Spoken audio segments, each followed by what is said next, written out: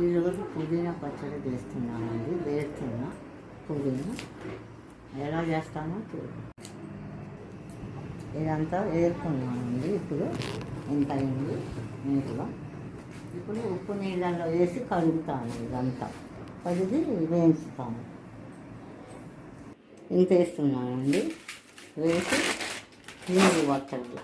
దీంట్లో పట్టి ఒక 2-3 నిమిషాలు ఉంచండి.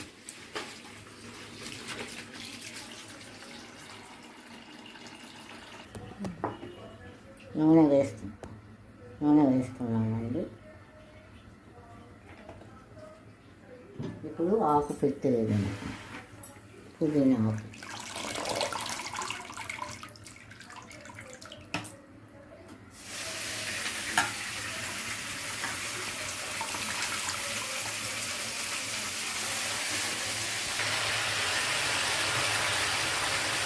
ఉప్పు వేసుకోండి, కొద్దిగా ఉప్పు వేసుకోండి, అంతే. మూత పెట్టేసేది. ఇదంతా ఒకసారి కలుపుకోవాలండి. పుదీనా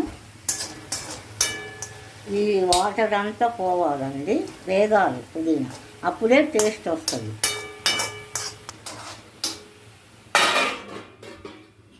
లాస్ట్లో ఉన్నామండి. మీరు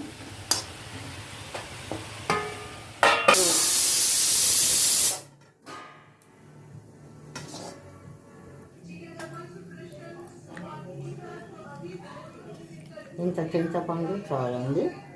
దీంట్లో వేసి పెడుతున్నాను. ఇది చాలండి.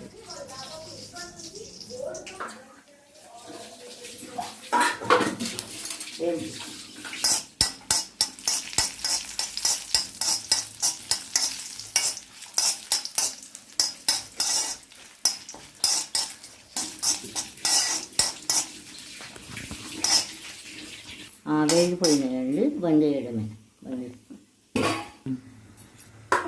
ఇప్పుడు చిన్న మూకుడు పెట్టుకున్నాండి. మెంతులకు జీలకర్రకు కొద్దిగా 1 రవ్వ నూనె వేసుకోండి. ఇది కొద్దిగా మినపప్పు,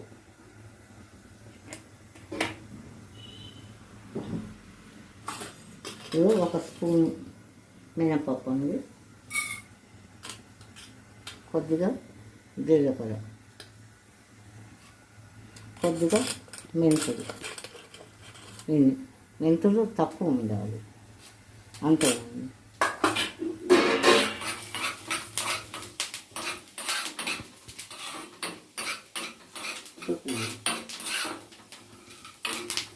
ఇట్లా కొద్దిగా బ్రౌన్ రంగు రాగానే బంద్ చేసేయండి.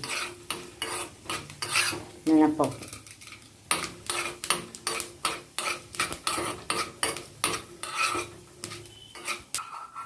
వేగిపోయాయండి. వేసేస్తున్నాను. వేయాలి.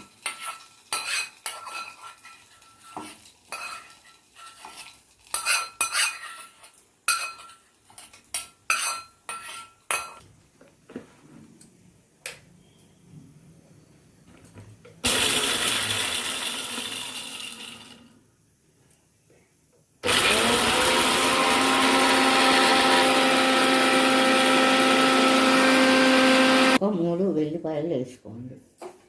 ఇలా వేస్తే చాలా టేస్టీగా ఉంటుంది. ఇదంతా కూడా వేసేయాలి. అంటే బేసిక్గా ఎక్కువ వేయించాలి, ఎక్కువ వేయించాలి పుదీనాని స్మెల్ బాగా రావడానికి. ఓకే.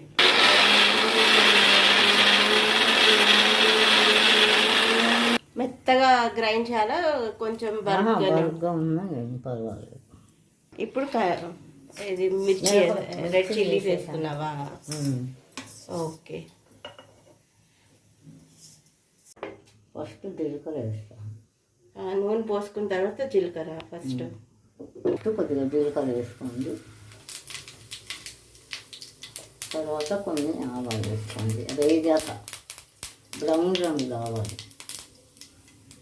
అట్లా తెల్లగా ఉండొద్దు, బాగుంటుందండి పోపు తెల్లగా ఉంటుంది.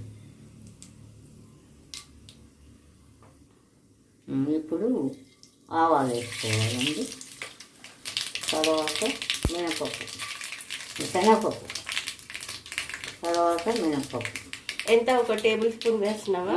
టేబుల్ టీ స్పూనా? టేబుల్ స్పూనా? స్పూన్. టీ స్పూన్ అంత శనగపప్పు, మినపప్పు. ఇప్పుడు వెల్లిపాయ. ఎన్ని వెల్లుల్లి వేస్తున్నావు? 2 వేసాను. 2 వెల్లుల్లి. వెల్లిపాకు. ఓకే, రుబ్బుకునేటప్పుడు ఒక 2-3 వేసాను, ఇప్పుడు ఒక 2. ఇప్పుడు కరివేపాకు. తర్వాత ఏం వేయాలి? పసుపు. మంచి బంద్ అయిపోయిందండి. పసుపు వేసుకోవాలి. ఓ చిటికెడంత.